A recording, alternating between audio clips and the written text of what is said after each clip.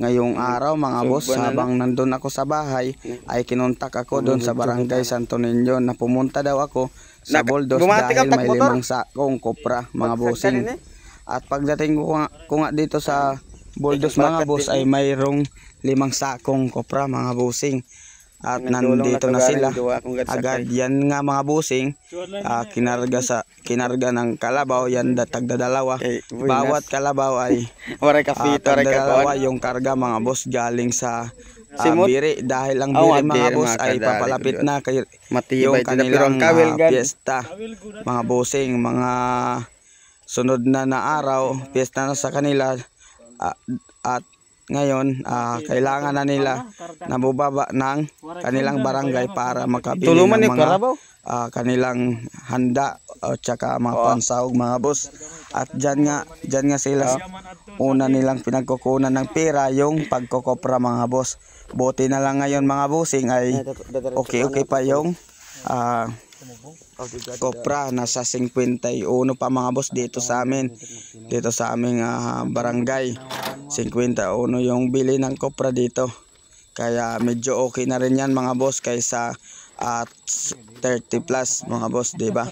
At dyan mga bossing ay aking nang tatali yung kopra. Yung pagkarga ko pala dyan ay yung unahin ko ay 3 lang muna.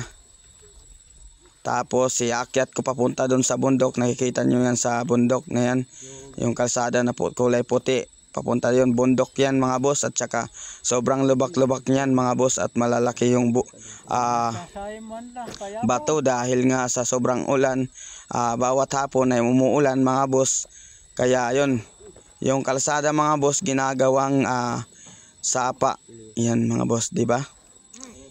Yan mga boss, titali ko na yan mga bossing dahil para may hatid ko na papunta sa bundok doon sa itaas. At saka babalikan ko naman uli agad yung 2 natitira dahil yung inuna ko 3 yung kakarga ko yan dyan mga bossing. Yung 2 babalikan ko na, sabay ko na yung may-ari ng kopra mga boss dahil sasama siya sa barangay namin na magbenta ng kanyang kopra dahil mayroon siyang bibilhin nga mga boss tulad ng bigas dahil mayroon silang kalinayan. Pero mga bossing ay tinatamad daw sila na bayuin yung kanilang kalinayan dahil wala silang pamulinuhan doon sa kanilang barangay dahil yung kanilang barangay ay sobrang liit. Kung tawagin dito sa amin ay interior mga bossing. Yan mga bossing, panoorin nyo lang hanggang sa dulo mga boss kung ano yung mga naganap dito sa aking kopra at magkano kaya yung bintan nito mga bossing. Okay, magpaligya ka.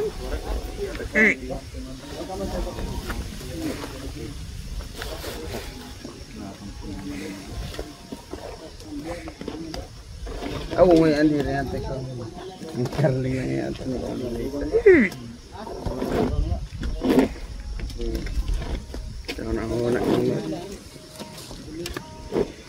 Ato kaya mo naman ito. Ato, magbubak pa sa mga atik ba? Ha? O, sakay.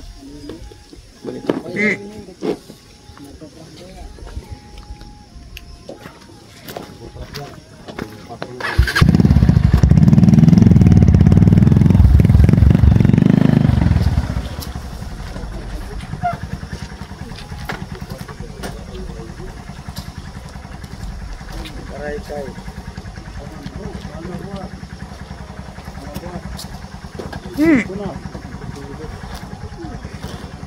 Timbangan dito.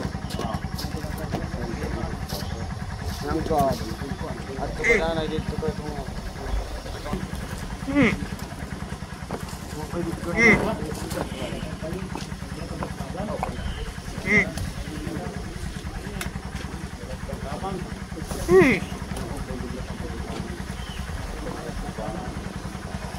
Maraming ko kasi niya ko ni naya ko kaya. Para ko no ko ko mangga ko baga ko mabukat makulat na daga. Ibot dara. Para ko man ko mas. Ito ang different mga piya ko pa labutan pa sa imo nga karga o karga sa trabaho una. Ito ang different piya la. Puti pa ko sa kinalan nakakita. Wala diga.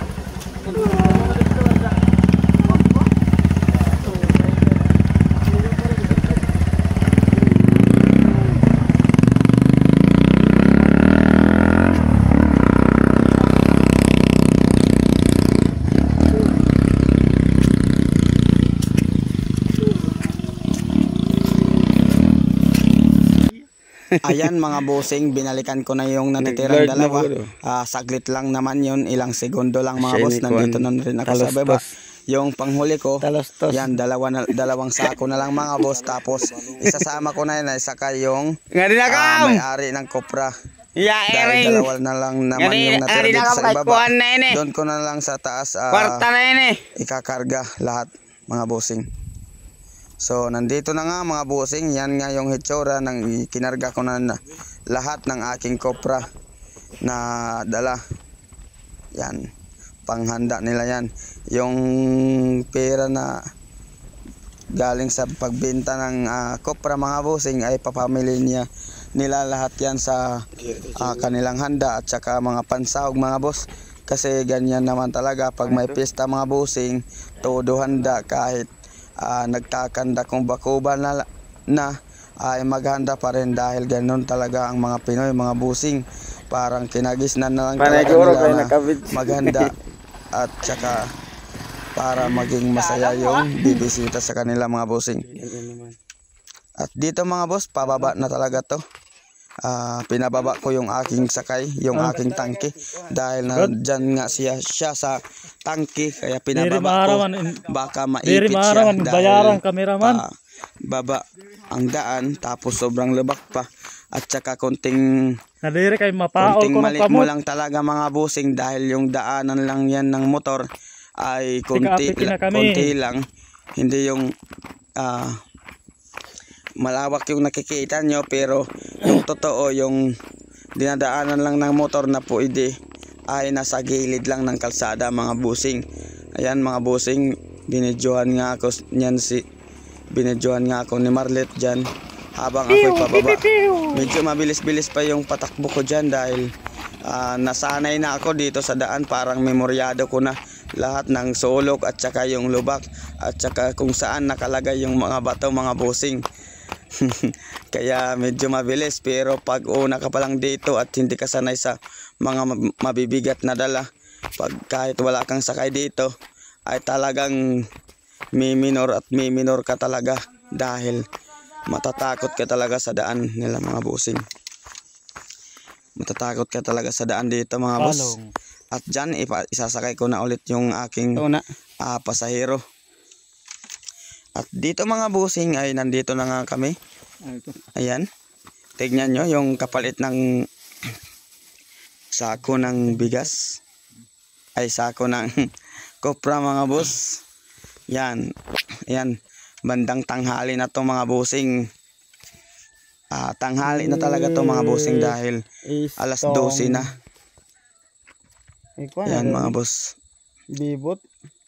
Tapos si Marlet, yung sumama sa akin ay binilhan nila yung kanyang tatay at saka yung hurnal sa kanilang kopras mga boss. Binilhan ng snack.